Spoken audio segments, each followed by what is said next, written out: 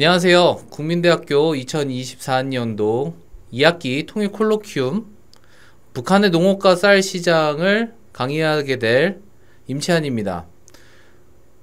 북한에 대해서 잘 모르시는 분들은 북한에도 시장이 있다고? 라고 하는 의구심도 들을 수도 있을 것 같습니다. 북한의 농업은 당연히 있을 것 같고요. 오늘은 비교적 생소한 주제라고도 볼 수 있는 북한의 시장 그리고 쌀 가격에 관해서 말씀드리도록 하겠습니다. 저는 국민대학교 국제통상학과와 중국학과를 2006년도에 입학을 했고요. 국제통상학과에 입학한 다음에 이제 중국학과를 이제 복수 전공을 하고 이제 북경대학교에서 이제 유학을 한 다음에 한국농촌경제연구원이라고 하는 국책연구기관에서 북한에 대해서 이제 연구를 하기 시작했습니다. 그때 저는 이제 글로벌 협력 연구본부의 초청 연구원이 있었는데요. 저희 부장님께서 제 이력을 들으시더니 중국을 연구했다고? 그러면 당연히 북한도 할 수 있겠네 라고 말씀을 하셔서 비교적 어렵기는 했지만 그래도 열심히 했었고, 그 뒤에는 서울대학교 농업자원경제학 전공을 들어가서 안동환 교수님 밑에서 경제학 박사를 2024년도에 마치고 나왔습니다. 2024년도 2월에 마쳐서 비교적 젊은 학자 혹은 신진학자라고 얘기도 할 수 있을 것 같습니다. 지금은 국립공주대학교 대학원에서 강사 역할을 하고 있고요. 오늘은 이제 모교에 와서 너무도 기쁜 마음에 정말 즐거운 마음으로 강의를 할 수 있을 것 같습니다. 저의 연구 분야를 말씀을 드리면 북한, 중국, 그리고 한국의 일단 농업경제를 주로 연구를 하고 있고, 그 다음에 지역경제, 그 다음에 제가 학위 논문이 농산물 시장과 가격에 관련된 것이니까 이 두 농산물 및 농산물 가격에 대해서도 연구를 하고 있습니다. 이번 강의에서, 즉 통일 콜로퀴움에서는 제가 박사 학위 논문의 일부 내용을 소개하고자 합니다. 발표 목차는 다음과 같습니다. 먼저 북한의 경제개혁과 시장화가 어떻게 이루어졌는지 보고, 그 주요 연구들, 선행 연구들이 어떤 연구들이 있는지 확인해 보도록 하겠습니다. 다음에는 북한의 식량 수급 체계에 대해서 깔끔히 정리를 한번 해보고, 그 뒤에는 시장과 가격에 관한 얘기. 첫 번째는 북한 쌀 시장의 지역 간에 어떻게 연계가 되어 있고 가격이 어떻게 네트워크가 형성이 되어 있는지 보고요.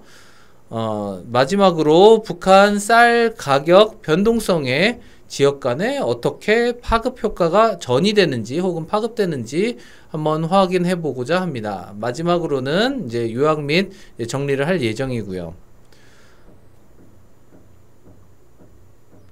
먼저 북한의 경제 개혁입니다. 북한은 익히 잘 알고 있는 고난의 행군이라고 하는 1990년대에 고난의 행군을 겪으면서 대량의 아사자 그리고 심각한 경제난을 겪었습니다.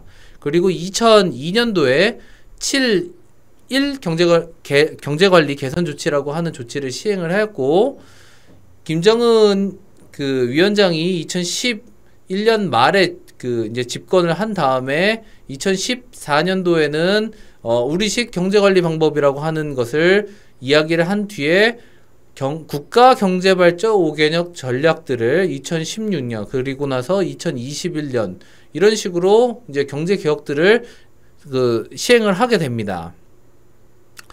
북한 당국이 얘기하는 바로는 자신이 여전히 사회주의 계획 경제체제를 표방한다고 얘기를 하고 있고요.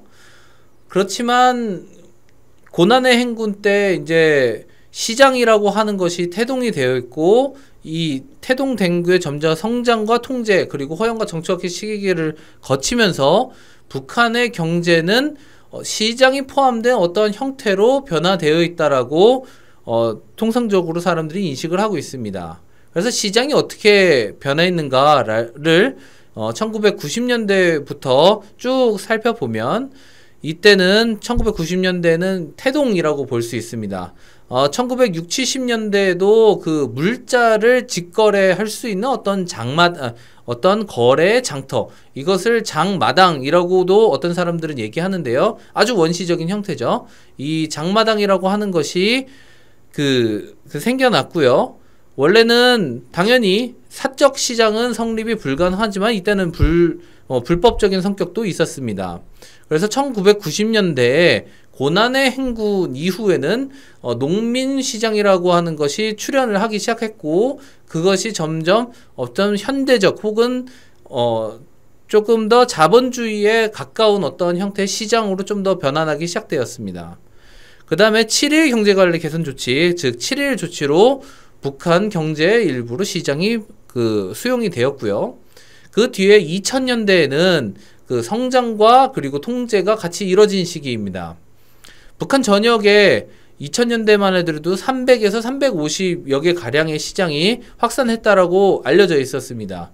근데 이 숫자는 대략 시군에 1개 혹은 2개, 뭐 어쩌면은 3개일 수 있는 그 시장들이 이제 성립했다라고 하는 얘기죠. 그렇다면 각 군마다 하나의 시장이 있을 텐데 사람들은 이 시장에 대해서 약간 이질감을 느끼게 될 겁니다. 그래서 당국의 입장으로는 사회주의 계획경제체제 혹은 관리체제를 갖고 있기 때문에 정책적, 이념적 측면에서 규제가 필요할 것이었을 겁니다. 그래서 대대적으로 규제를 했다라고 얘기가 나오는데요. 그 규제 조치의 일환으로는 뭐 화폐 개혁이라든지 시장의 운영 방법이라든지 이런 자세한 내용들이 있습니다. 그래서 이런 것이 통제들이 결국 성공할 것인가, 그리고 나서 시장이 북한 경제에 있어서 일부로 자리매김할 것인가 라고 하는 것은 북한 연구의 핵심 화두였었습니다. 하지만 북한 내부의 반발로 이제 실패했다라고 전해지고요. 2010년대 정도에는 이제 김정은이 집권하게 된 뒤로는 예전보다 더 늘어난 400에서 480여 개까지 이제 확산이 됐고, 이제부터는 북한 내 시장 경제가 정착됐다라고 이제 볼 수도 있을 것 같습니다. 그리고 나서 김정은 정권은 그 북한의 경제를 활성화하기 위해서 여러 가지 그 조치들을 시행하게 되는데, 그 시행하는 조치 안에는 시행하는 조치에는 인민경제 활성화를 총력을 기울인다라고 하는 내용이 담겨 있고요. 이 안에는 시장도 포함이 되어 있게 됩니다. 그래서 일반적인 평가는 북한의 경제개혁으로 고전적 체제에서 어떤 시장 요소가 포함된 체제로 이행 그리고 바뀌었다라고 얘기를 합니다. 하지만 계획과 시장이 힘겨루기를 하면서 이행 과정이 순탄치 않다라고 사람들이 인식을 하고 있습니다.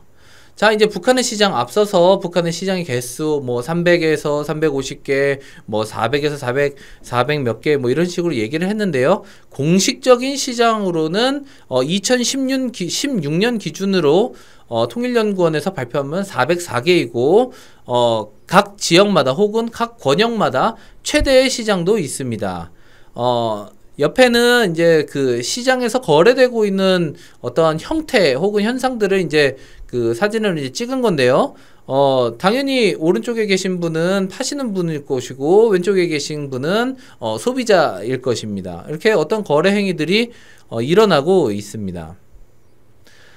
자, 그래서 북한 당국의 주장으로는 이 사회주의 계획 경제, 이 3x3 이 매트릭스에서 맨 오른쪽 하단에 있는 사회주의 계획 경제라고 하는데, 연구자들이 인식하기로는 이거는 아닌 것 같다. 옆에 칸 사회주의 시장 경제까지도 모르겠고 혼합 경제 체제까지는 모르겠지만 아무튼 이 칸에서 옆으로 넘어갔다라고 사람들이 인식을 하고 있습니다.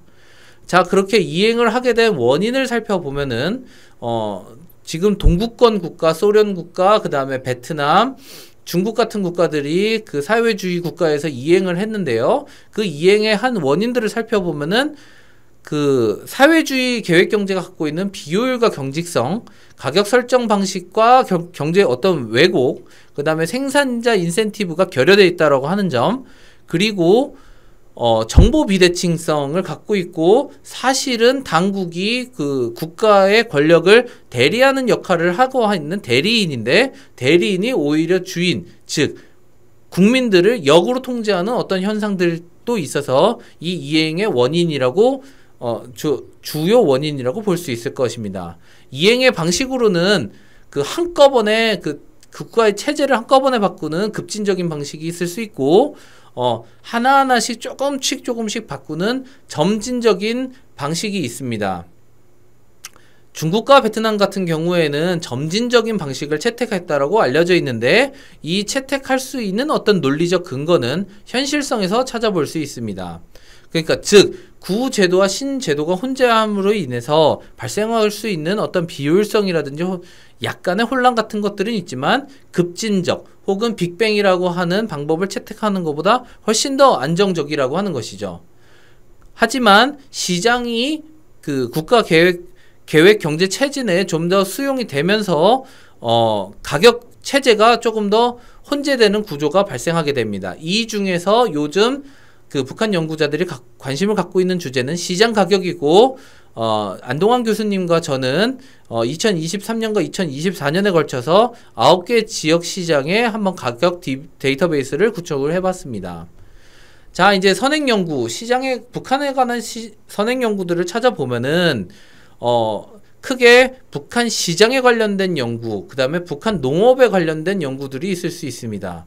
자, 북한의 시장에 관련된 건 당연히 이해되는데 북한의 농업이 왜 여기서 관련이 되어 있는가를 보면 시장이라고 하는 것은 밀접하게 국민들, 북한 주민들의 생활에 밀접하게 연관이 되어 있습니다. 그래서 북한 농업에 있어서도 시장이라고 하는 요소는 굉장히 중요한 요소라고 볼 수 있는 것이죠.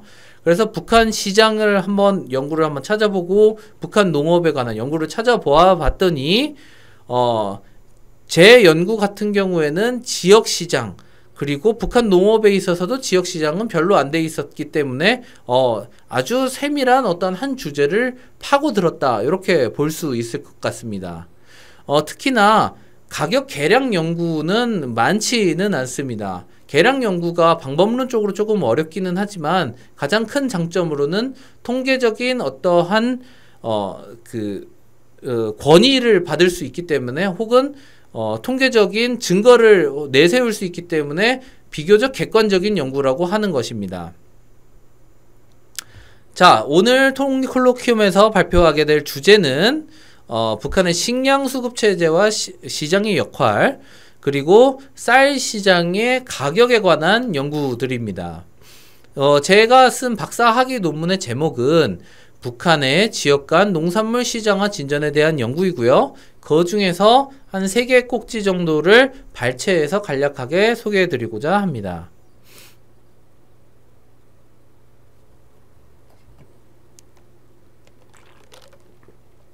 자, 다음으로는 북한의 식량 수급 체계를 살펴보도록 하겠습니다.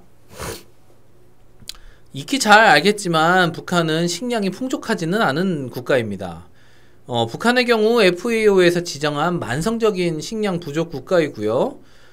그 식량이 어느 정도로 부족한지는 연구자들마다 다르지만 대체로 풍족하지는 않다라고는 거의 이견이 없습니다. 식량 생산량을 정도를 보면은 보통 그 식량 생산량은 농촌진흥청에서 발표하는 자료랑 국제기구인 FAO에서 발표하는 그 2개의 통계들이 있습니다.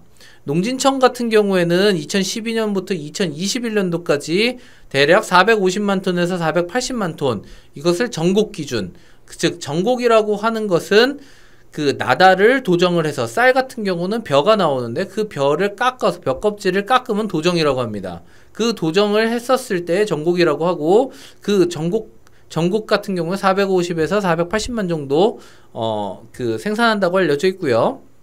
FAO 같은 경우에는 조곡을 발표를 하게 됩니다. 조곡 통계를 발표하게 되고, 그래서 정곡과 조곡을 환산을 한다. 그래서 정조곡 환산비를 적용을 해서 계산을 해보면 대략 한 400만 톤에서 528만 톤 정도에서 생산한다라고 이제 알려져 있습니다. 꽤 차이가 크죠. FAO 같은 경우는 등락이 좀 더 큰 편이고, 농촌진흥청 같은 경우에는 비교적 완만한 편이라고 볼 수 있습니다. 근데 이 두 개 기간의 연평균 한 10년 정도를 보면요. 대략 460에서 470만 톤 정도를 생산하고 있다라고 하는 것은 거의 확실합니다. 이 평균이라고 하는 것은 꽤 중요한 개념인데 대체로 내년도에 이 정도 수준을 기대할 수 있다라고 하는 얘기인 것입니다.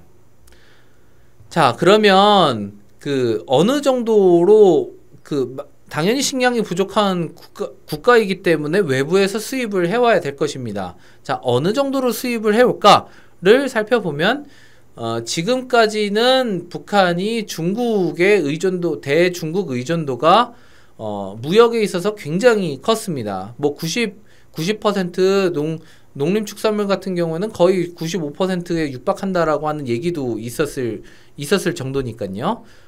그래서 북한의 대중국 수출입 실적을 살펴보면 사실 북한은 통계를 발표하지 않는 나라이기 때문에 역으로 중국이 북한으로 내보내는 수출입 실적을 확인을 하게 됩니다. 이거를 거울 통계라고 합니다. 거울로 비춰볼 수 있다, 이런 느낌으로 쓰는 것이죠.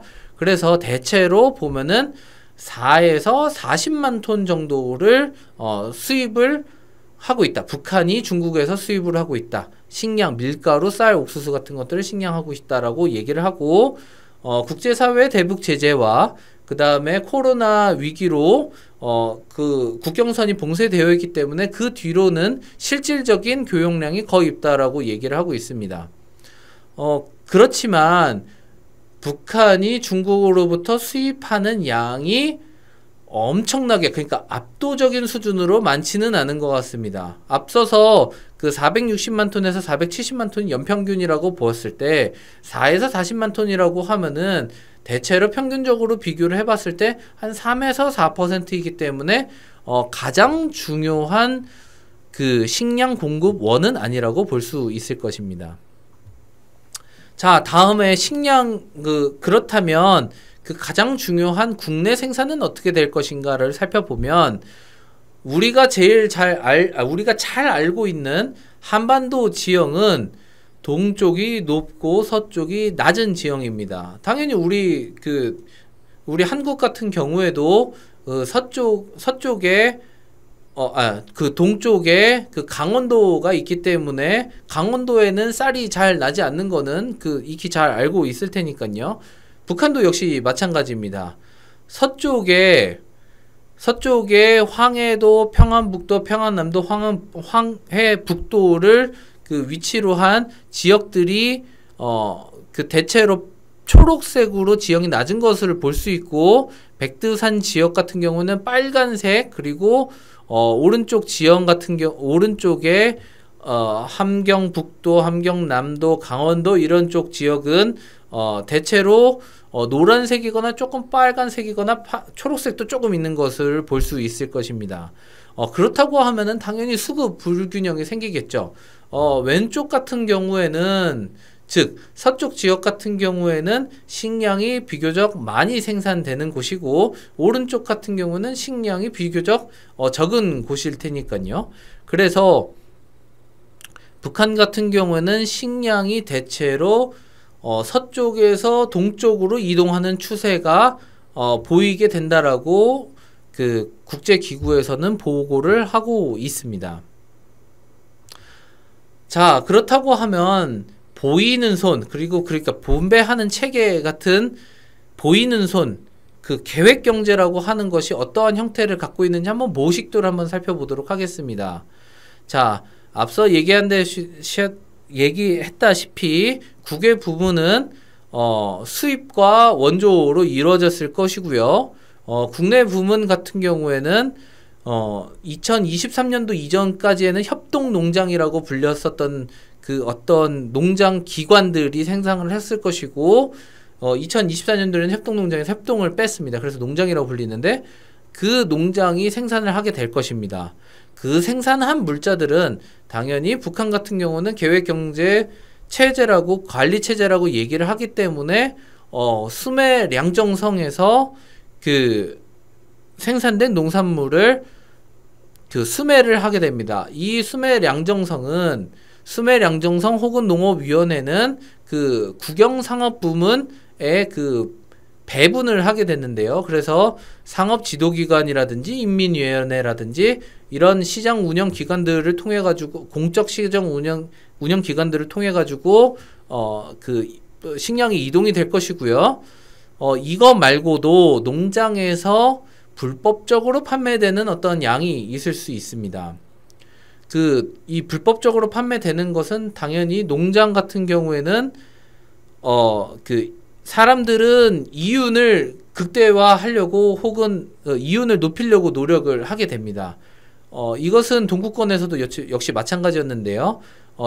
그래서 시장이 가격이 좀 더 많이 받게 되고, 그 국영 부문으로 팔 때는 좀 더 싸게 됩니다.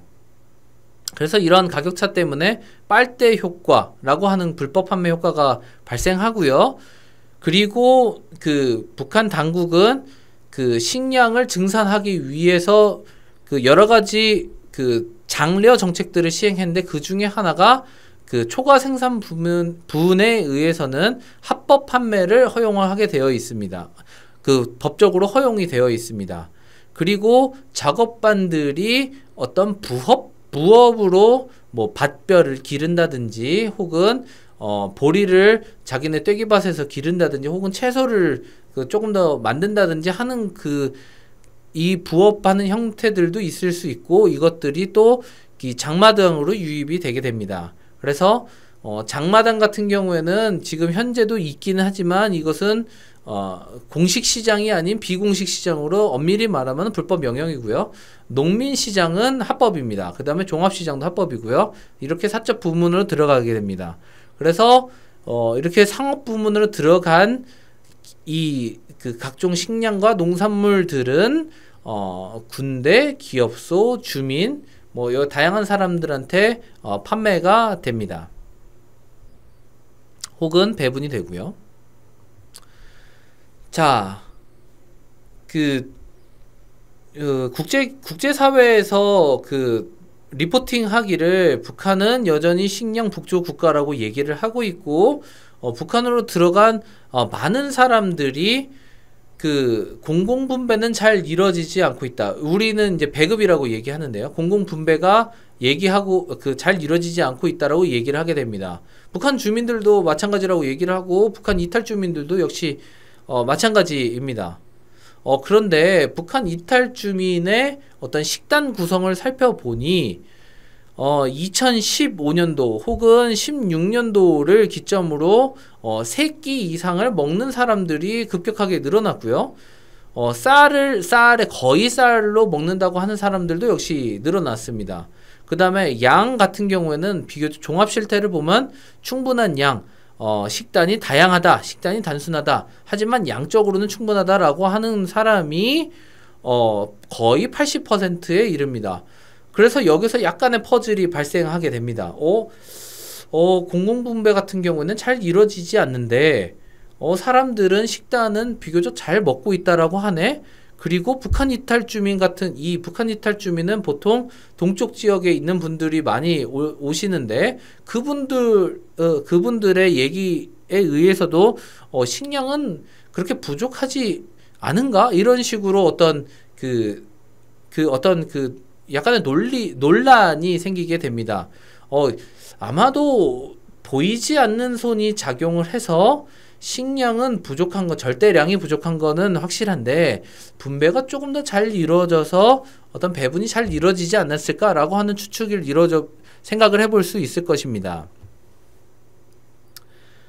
자, 제가 한번 북한에서 필요한 식량 그 식량 소요량을 한번 계산을 해봤습니다. 이것은 비교적 간단한데요.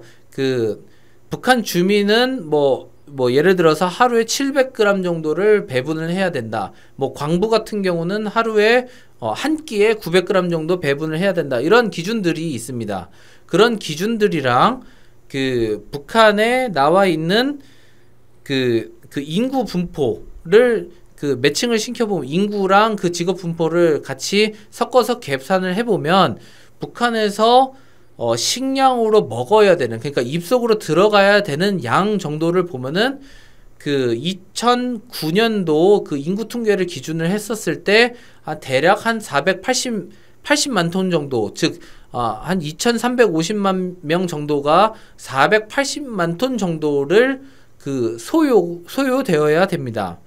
하지만 앞에서 봤다시피 연평균 그 공급량, 즉 생산량과 수입량을 합산을 해보면 483만 톤에서 490만 톤 정도 수준이고, 이거를 보면은 여유분은 확실히 없는 것 같습니다. 빠듯하게 운영하는 것입니다.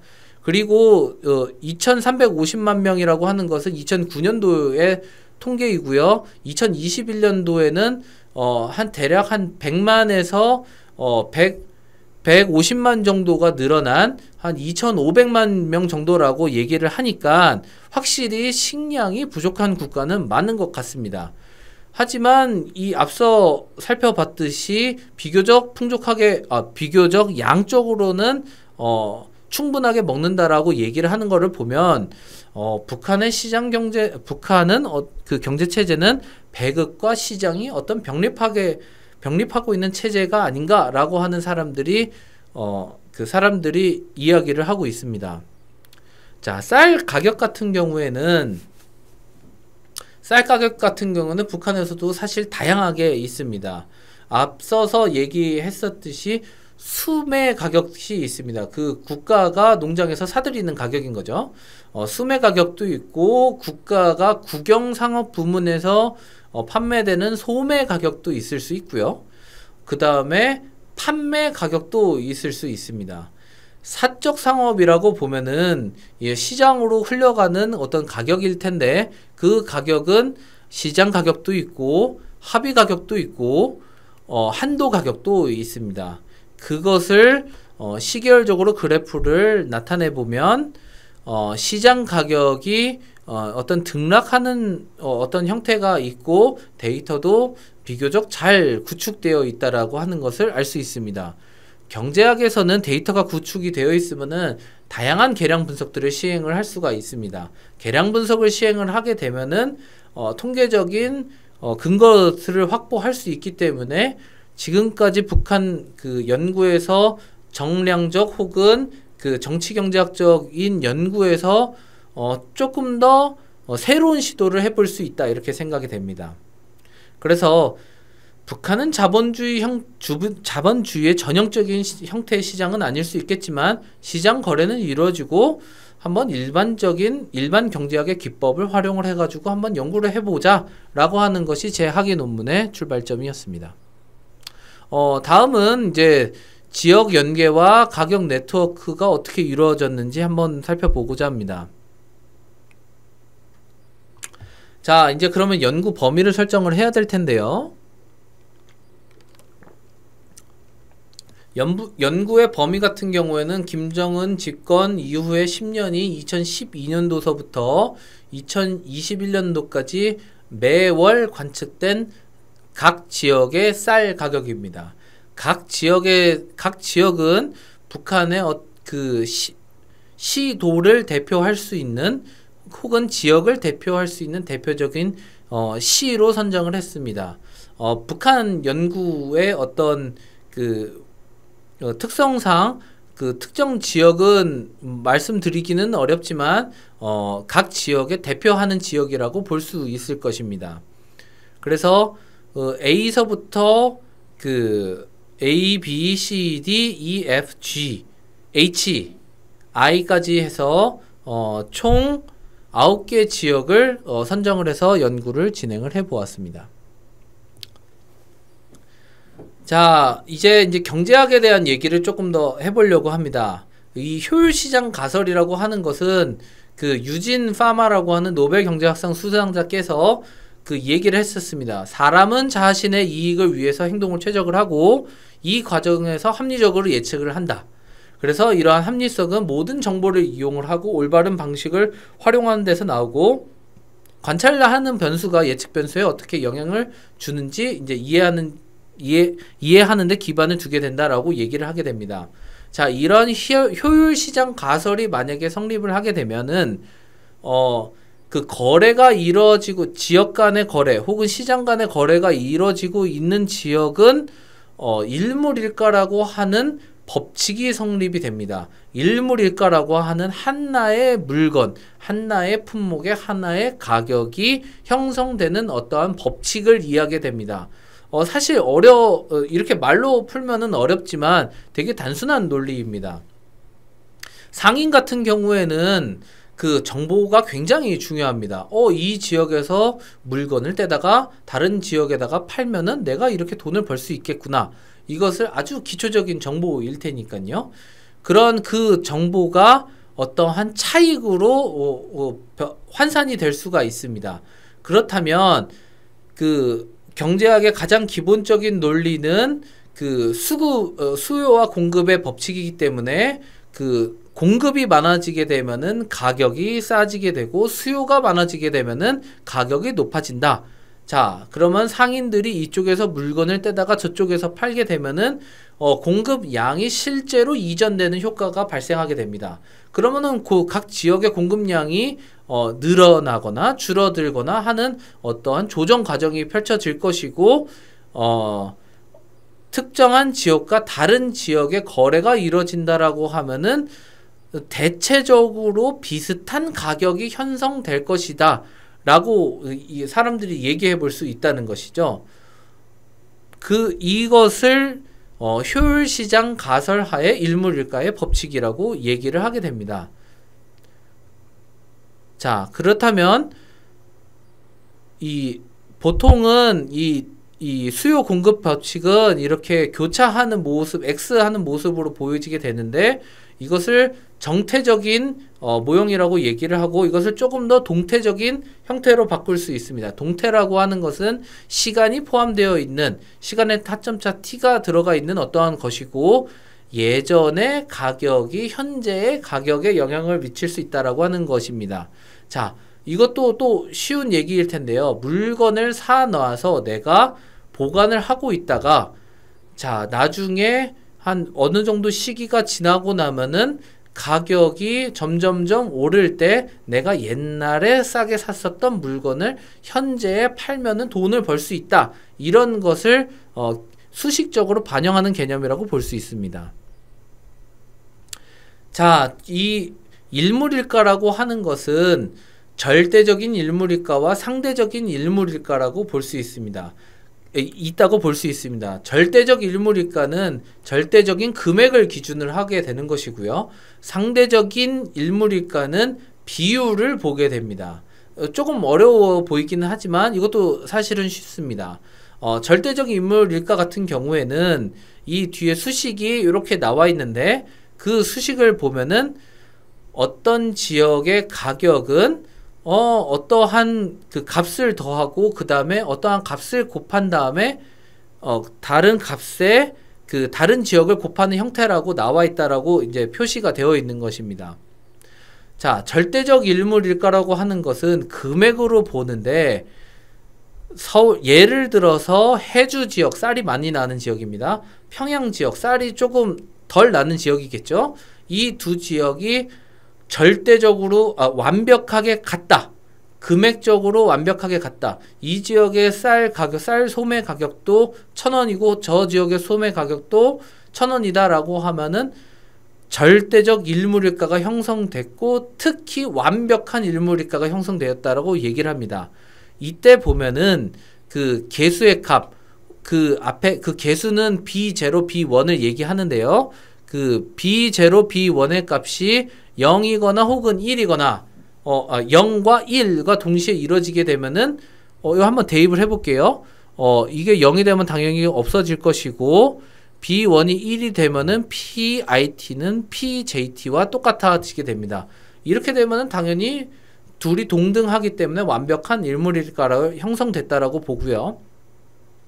일물일가에서는 이 값이 고정적으로 출현하게 될 수도 있습니다. 뭐 거래 비용 같은 것들이 당연히 발생을 하게 될 테니까요. 그리고 마진 같은 것도 남게 되니까요. 야, 나는 내가 팔 때 한 10% 정도 남겨서 먹을 거야. 내가 팔 때 그 운송 비용이 한 100원쯤 되는데 100원쯤 되는 것을 좀 더 내가 이 지역에 팔 때 붙여서 팔게 될 거야. 라는 것을 이 수식을 통해서 볼 수 있게 됩니다. 그래서 예시를 들어보면 B0가 100, B1이 1.1이라고 하게 되면은 평형의 쌀 가격은 해주보다 10% 정도 더 붙이고 그 다음에 100원 정도를 더 추가한 그 비용 정도로 형성이 되게 됩니다. 만약에 PJT가 1000원이라고 하면은 평양의 가격은 1200원 정도가 된다라고 하는 것을 수식적으로 표현하게 된 것입니다. 자, 이렇게 상대적인 일물일가, 이제 상대적인 일물일가를 설명을 하게 될 텐데 이것은 이 두 지역 간의 거래를 했었을 때의 비율이 대체로 어느 정도 수준에서 형성이 됐었을 때 그 상대적 일물일가가 형성이 됐다라고 볼 수 있습니다. 방금 전에 얘기 드렸던 예시를 들어 살펴보면은 평양 지역에서 1200원, 그 해주 지역에서 1000원 정도가 시간이 흘렀는데도 대체로 1.2 정도에서 형성이 돼 있다라고 얘기를 한다면 이것은 그 1.2 어떤 때는 뭐 1.23 어떨 때는 1.18 이런 식으로 왔다 갔다 할 수 있지만 대체로 평균적으로 봤을 때는 1.2 정도에 돼 있다라고 보면은 상대적 일물일가, 그 비율적으로 봤었을 때 일물일가가 형성됐다라고 얘기를 할 수 있습니다. 직관적으로 당연히 볼 수 있는 것은 당연히 절대적인 일물일가입니다. 내 상대적인 일물일가의 가장 큰 장점은 여러 가지 시계열 계량 분석 기법을 도입을 해볼 수 있다라고 하는 것입니다. 그래서 절대적, 상대적 일물일가는 두 개 다 같이 분석을 하면은 아주 좋은 방법이 되고 이 두 개를 결합을 하게 되면은 아주 훌륭한 방법론이 만들어질 수 있게 되는 것이겠죠. 자, 이제 상대적 일물일가 형성 과정이라고 하는 형성을 어떻게 확인할 수 있는가를 통계적으로 확인할 수 있는 기법을 간략하게 말씀드리도록 하겠습니다.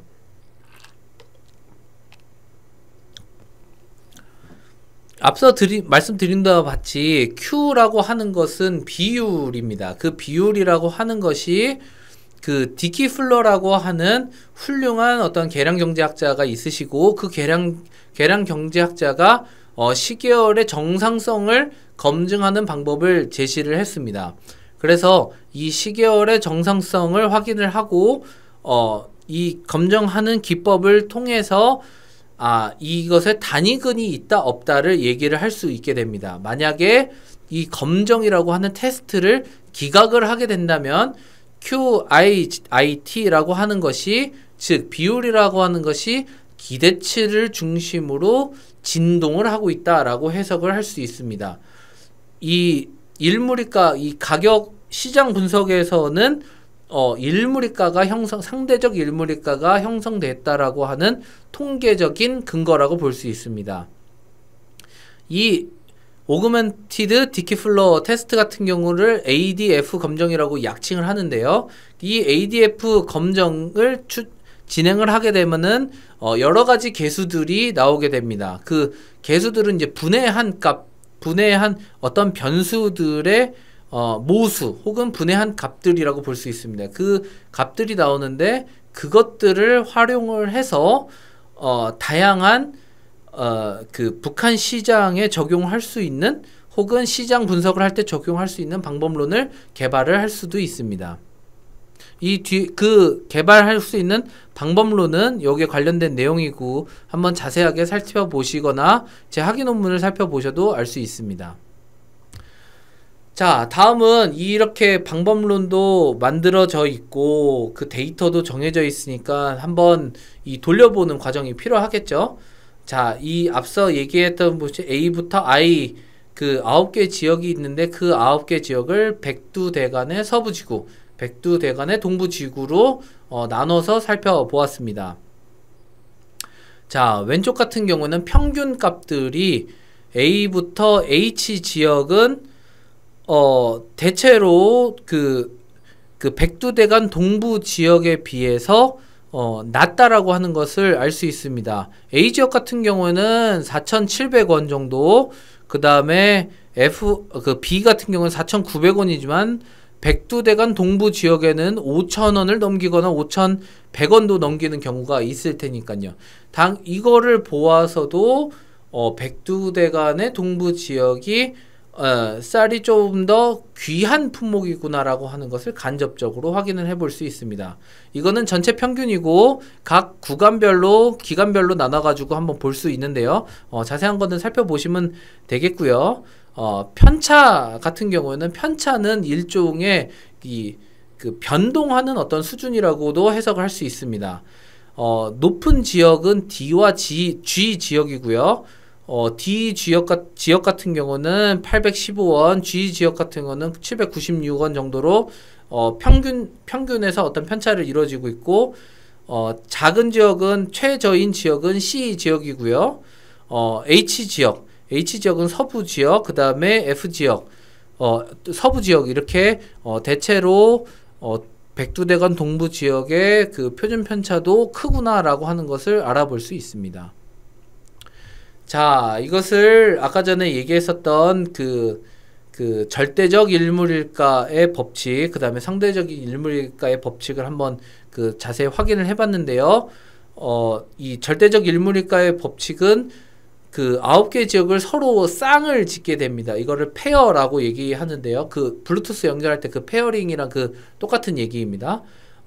이 두 개는 이거 이렇게 하게 된 이유는 이 비율로 두 지역 간의 비율로 하기 때문에 짝을 지어야 되기 때문입니다. 그래서 어떤 36개의 조합 혹은 쌍체가 나오게 되는데 이것을 상관관계 분석 T 검정, F 검정을 통해서 절대적 일물일가 형성을 보고요. 또 36개의 조합을 대상으로 ADF 검정을 해보니까요. 그것은 이제 상대적 일물일가 형성과 이 개수를 통해 가지고 네트워크를 확인을 하고 거래 비용도 낼 수 있는데요. 거래 비용도 나올 수 있는데요. 자, 이제 절대적 일물일가를 한번 확인을 해본 결과 조합 F와 H 같은 경우에는 거의 완벽한 일물일가가 형성되어 있다라고 하는 것을 확인했습니다. D와 G 같은 경우에는 절대적 일물일가에 근사하게 형성되어 있는 것을 알 수 있습니다. F와 H, 신기하게도 F와 H는 서부 지역이고요. D, G는 동부 지역에 있습니다. 상대적 일물일가를 ADF 검정을 해본 결과 모든 조합의 귀물 가설, 즉 단위군이 있다라고 하는 것을 1% 수준에서 기각을 했고요. 그래서 지역 간 상대 가격이 평균값의 주위를 안정적 불규칙적으로 진동한다는 것을 알 수 있었습니다. 모든 36개 그 쌍체가 그렇게 나왔습니다. 그래서 북한 쌀 시장에는 상대적 일물일가의 법칙이 성립이 되어 있다. 이것을 조금 더 풀어서 얘기하면은 북한 내 경제 체제에서도 쌀 시장은 그 효율 시장 가설의 그 일물일가의 법칙이 형성이 되고 있고 그 경제학적인 법칙이 그 작동을 하고 있다라고 하는 것을 통계적으로 입증한 결과라고 볼 수 있습니다. 자, 다음은 이제 추정 계수를 활용을 해서 지역 간 네트워크 분석을 하였습니다. 자, 가격 같은 경우에는 그 가격이 높은 지역과 낮은 지역, 이 낮은 지역을 그 조합을 만들어서 보면은 어떠한 값들이 나오게 됩니다. 자, 예를 들어서 그 A, E 지역 같은 경우에는 0.975입니다.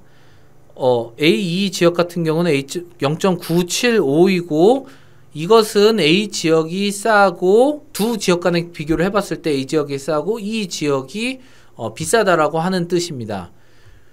해서 보아하니 A 지역 같은 경우에는 다른 모든 지역들에 비해서 가격이 싼 것을 알 수 있었습니다. 대신 D 지역 같은 경우에는 다른 모든 지역들에 비해서 가격이 더 비쌌다라고 하는 것을 확인을 할 수 있습니다. 이것을 보면은 당연히 모든 물건은 가격이 싼 지역에서 비싼 지역으로 이송을 하게 됩니다. 이것은 상인들의 어떠한 거래 이윤 추구의 동기에 따른 것입니다. 그리고 이것을 통계적으로 살펴보아하면은 이 값들이 장기 평균이 통계적으로 통계적으로 신뢰성이 있는가라고 얘기를 할 수 있는데, 대체로 신뢰할 수 있는 것, 그 검은 글씨는 신뢰할 수 있다라고 하는 것이고, 그 검은 글씨가 아닌 것은 어쩌면 신뢰하지 못할 수도 있다라고 하는 것입니다. 이것들을 살펴보면은 신기한 것을 확인할 수 있는데요. A 지역 같은 경우에는 북한 지역에서 쌀을 공급하는 거점이다. 이 지역 같은 경우에는 쌀이 모아져서 다른 지역으로 배분되는 지역이다. D 지역 역시도 그 지역 특정 그 권역에서 배분하는 역할을 하고 있다라고 하는 것을 확인을 할 수 있었습니다. 자, 그래서 계량적으로 한번 확인을 해보니 A 지역 같은 경우에는 북한의 공급 거점이고 D와 E 지역 같은 경우에는 유통 거점이라고 확인을 해볼 수 있습니다. 자, 그러면 이 두 개가 다른 신뢰할 수 있을 만한 그 자료를 한번 비교해보자, 한번 생각을 해봤습니다. 아까 전에 얘기했었을 때, FP에서 공공 분배망을 이제 모식도로 나타냈는데요. 요거를 확인을 해보니, 일치하는 결과와 일치하지 않는 결과 이렇게 두 개로 나타났습니다. 확실히, A 지역과 D 지역 같은 경우에는 A는 주산지로 식량을 북한에서 공급하는 지역이고, D 지역 같은 경우는 식량이 부족한 지역이어서 식량을 사는 지역이라고 하는 것을 확인할 수 있었습니다. 그래서 공공분배 체계라든지 혹은 사적 분배 체계 두 개를 봤었을 때도 지역 간 수급 불균형에 의해서 서쪽에서 동쪽으로 이어지는 거대한 물류의 흐름을 파악할 수 있었다라는 것을 볼 수 있었습니다. 다만 일치하지 않는 결과 같은 경우에는 H 지역 같은 경우가 네트워크가 덜 집중된 경향이 보여져 있고요. 그 다음에 I 지역 같은 경우에는 신기하게도 I 지역에서 D 지역으로 운송되는 현상으로 확인이 되었습니다. 이제 I 지역 같은 경우는 식량 생산이 부족한 지역이라고 나와 있는데요. D 지역으로 오히려 넘어가는 반대 방향이 나와 있습니다. 즉, I와 D를 보면 초록색은 I에서 D로 가는데, 여기 같은 경우에는 D에서 I로 간다는 것이죠. 아마도 이거는 중국산 쌀이 I 지역에 유입이 돼서, 중국산 쌀과 국내산 쌀, 즉, 북한산 쌀은 대체로 경합 관계에 있다라고 볼 수 있기 때문에 이 경합 관계에 의해서 물량이 많이 들어와서 가격이 전반적으로 낮아지는 효과가 있지 않을까라고 한번 추측을 해볼 수 있을 겁니다. B와 D 같은 경우에도 조금 신기한데요. 평안북도 지역의 쌀이 함경북도로 운송이 된다라고 하는 것을 제 연구에서는 나타났는데, 북한은 대체로 교통이 원활하지 않는 국가라고 알려져 있기 때문에 정말로 이런 것이 일어날 수 있을 것인가? 라고 하는 것을 한번 추후 연구에서 확인해 볼 필요가 있을 것 같습니다. 그래서 D 지역 같은 경우에는 비교적 새롭게 조망해 볼 수 있는 관심을 가져볼 만한 지역이다 라고 얘기를 할 수 있을 것 같습니다. 자, 다음은 두 개의 지역이 연결되어 있기 때문에 북한의 시장이 연결되어 있기 때문에 당연히 각 지역의 변동성은 다른 지역에 영향을 주게 될 것입니다. 이것도 좀 더 쉬운 말로 설명을 하게 되면은 한국 같은 경우에는 그 서울 그 가락동 도매시장에서 가격이 막 변동을 치게 되면은 평택도 영향을 받고 부산도 영향을 받고 목포도 영향을 받게 됩니다. 이것은 지역 간의 그 거래망이 연결이 되어 있기 때문인 것이죠.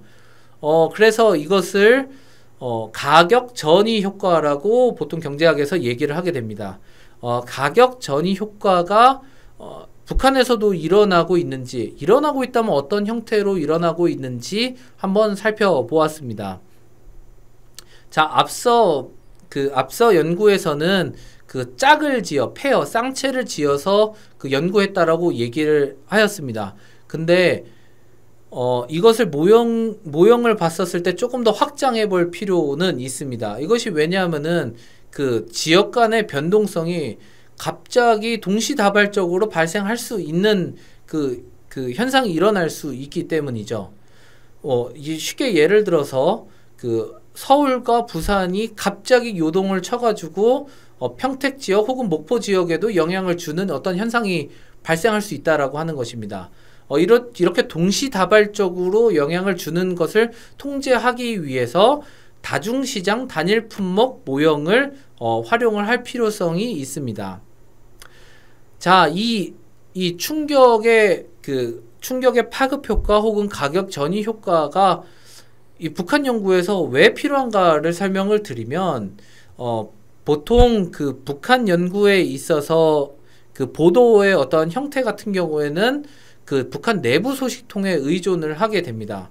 내부 소식통에 따르면 한 지역의 물가가 매우 요동쳐서 그 다른 지역으로 급격히 확산이 되고 있다. 북한 전역으로 확산되고 있다. 이런 식으로 그 전원을 통해서 그 이야기하게 됩니다.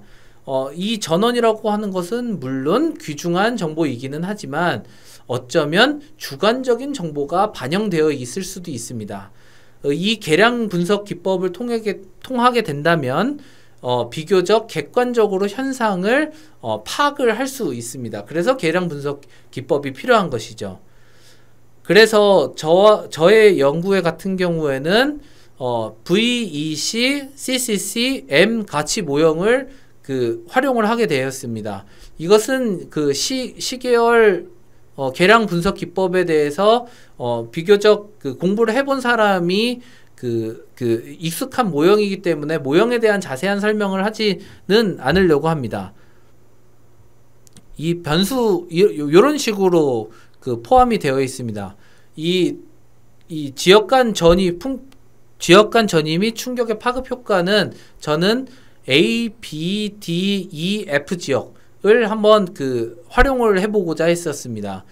A, B, D, E, F 지역 같은 경우는 앞서 말씀드린 어떤 중요한 지역이라고도 북한 시장에서 중요한 지역이라고도 볼 수 있습니다. 자, 이렇게 이 시계열 계량 분석 기법을 활용해서 분석을 해본 여러 가지 이제 파라미터들 값들 경우에는 제 학위 논문에 있으니까 관심 있으신 분 한번 보셔도 좋을 것 같고요.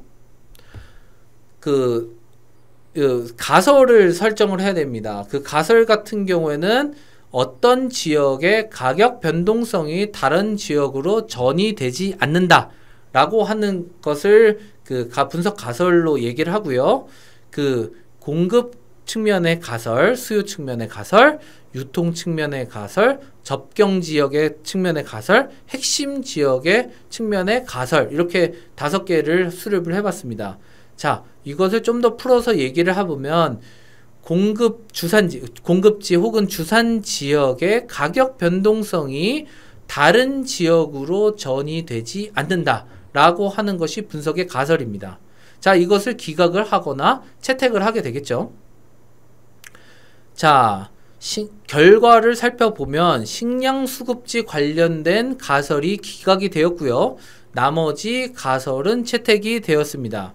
자, 이거 같은 경우, 이 옆을 보시면은, 자, D 지역의 가격 변동성이 발생을 하면은 동시다발적으로 A 지역과 B, E, F 지역으로 파급이 된다. 이런 현상이 관측이 된다. 그래서 기각이 된다라고 하는 것입니다. 이것은 비교적 합리적인 내용일 수 있습니다. 그래서 향후에는 D 지역에 관한 어떤 그 가격의 조사 연구가 좀 더 심도 있게 이루어지면 좋겠다라고 하는 생각이 있고요. 또 신기한 것은 유통 측면의 가설입니다.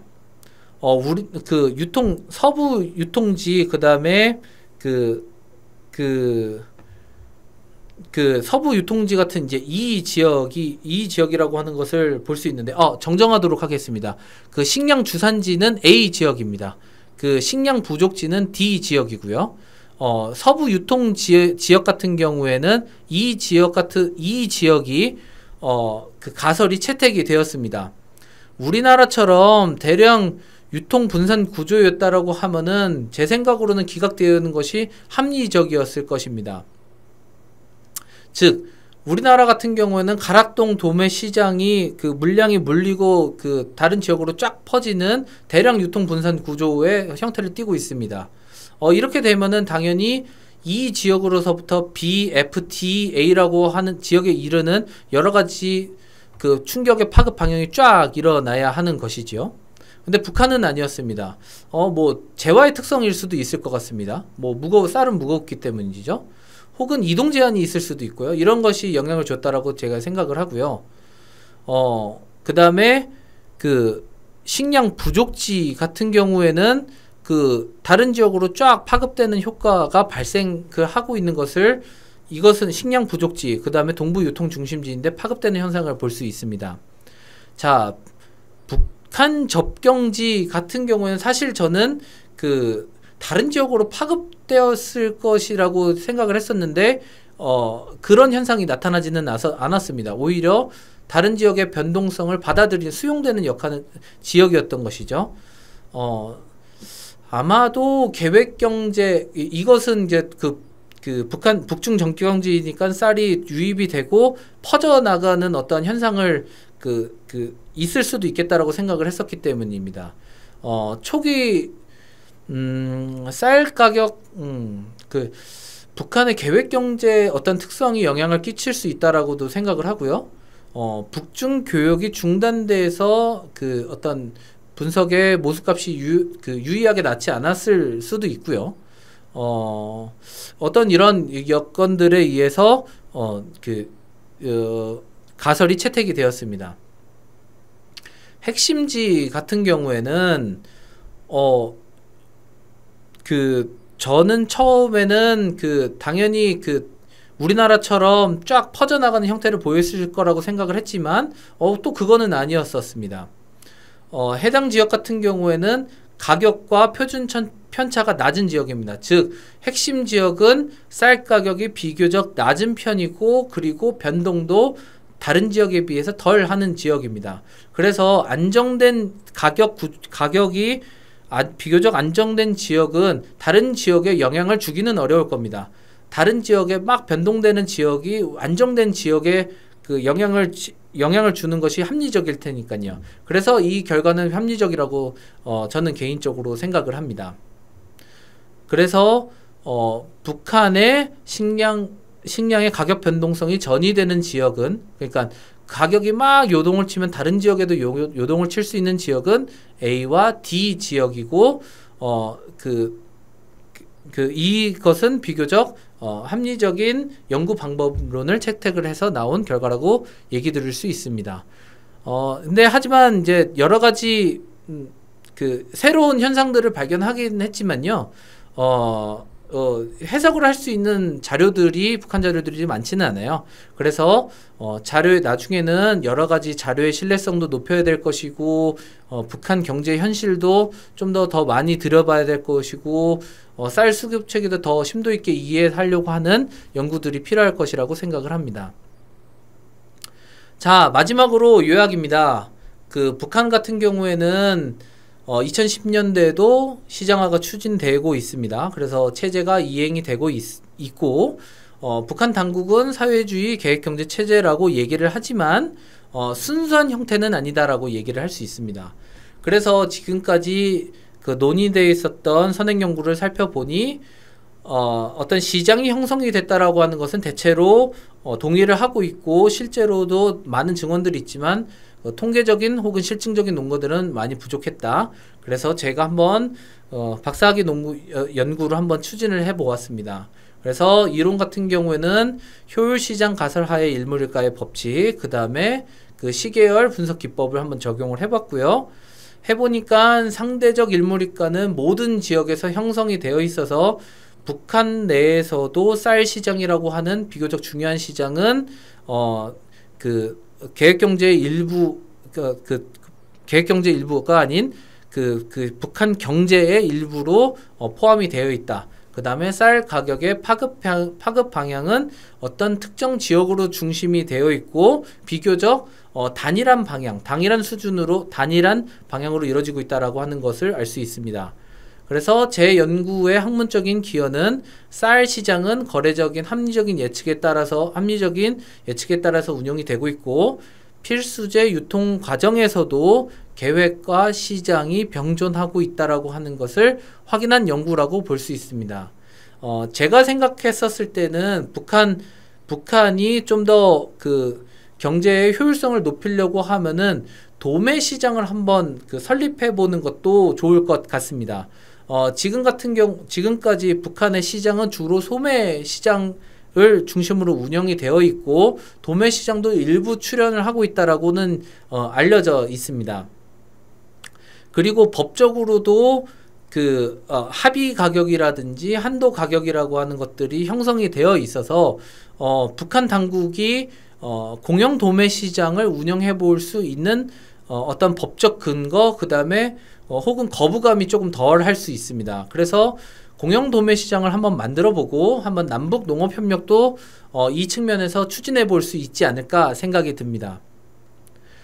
자, 앞서 말씀드린 그 3x3 매트릭스에서 보면은 당국이 주장하는 그 오른쪽 하단에서 확실히 2010년대 같은 경우에는 왼쪽으로 이동을 했습니다. 그래서 사실 5번일지 8번일지 7번일지는 모르지만 제 개인적인 생각으로는 8번쯤에 위치하고 있다라고 생각을 하고요. 확실히 9번에 위치해 있지는 않다. 8번쯤에 2010년대에는 8번쯤으로 위치해 있다. 이것은 특히 제일 중요한 북한의 경제에서 제일 중요하다고 볼 수 있는 쌀이라고 하는 품목에서도 이런 식으로 얘기할 수 있다라고 하는 점입니다. 다만 최근 정책 같은 경우에는 8번에서 9번으로 회귀하려고 하는 그 정책을 시행을 하기도 합니다. 북한 당국이 중앙 집권화를 추진하기도 하고요. 보수화를 하기도 한다는 보도들이 등장을 하고 있습니다. 대표적으로 협동농장에서 그 협동이라고 하는 이름은 빼기는 했지만요. 그 농민들의 혹은 농업들의 집단적인 성격을 강화하고 있는 조치를 시행하고 있다라고 알려져 있습니다. 자, 이제 기로에 있는 북한 경제는 이 향후에 어떻게 진행이 될지 좀 더 관심을 받는 주제라고 생각을 하고요. 이 관심을 받는 주제를 분석함에 있어서도 제가 만들었었던 혹은 적용했었던 연구 기법들이 적용이 될 수 있을 것이라고 생각을 합니다. 자, 이제 지금까지 국민대학교 통일 콜로퀴움 특강을 이제 진행을 하였고요. 아마도 저희 후배들이 제 후배들이 많이 보게 될 텐데 북한 연구 혹은 통일 연구, 그 다음에 경제학적인 연구에도 많이 관심을 가져주시기를 바라고 오늘 모교에 초대해 주셔서 감사합니다. 이상으로 마치도록 하겠습니다.